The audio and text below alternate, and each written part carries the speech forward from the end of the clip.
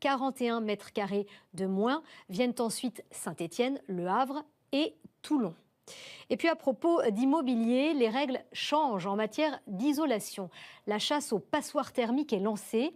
Depuis le 1er janvier, les logements les moins bien classés ne peuvent plus être proposés à la location. On estime leur nombre à 140 000.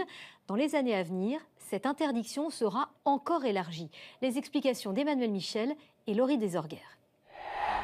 Tout est passé au crible par le diagnostiqueur. L'isolation extérieure, la consommation des radiateurs, du chauffe-eau, l'isolation des murs vérifiée en enlevant les prises de courant.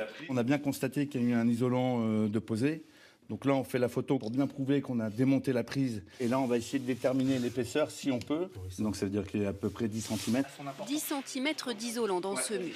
Toutes ces données, Sébastien les rentre dans son logiciel pour établir un DPE, un diagnostic de performance énergétique, obligatoire si l'on veut vendre ou louer son bien immobilier. Au fur et à mesure qu'on rentre toutes les données dans le logiciel, la note, elle se constitue. Une note classée de A à G qui a son importance. Les logements G qui consomment plus de 450 kWh par mètre carré ne peuvent désormais plus être reloués. En 2025, l'interdiction s'étend à tous les biens classés G, même s'il y a un bail en cours. En 2028, tous les logements classés F seront également interdits à la location, les E en 2034. Il faut donc investir dans des travaux de rénovation. C'est ce qu'a fait ce propriétaire qui veut vendre son appartement.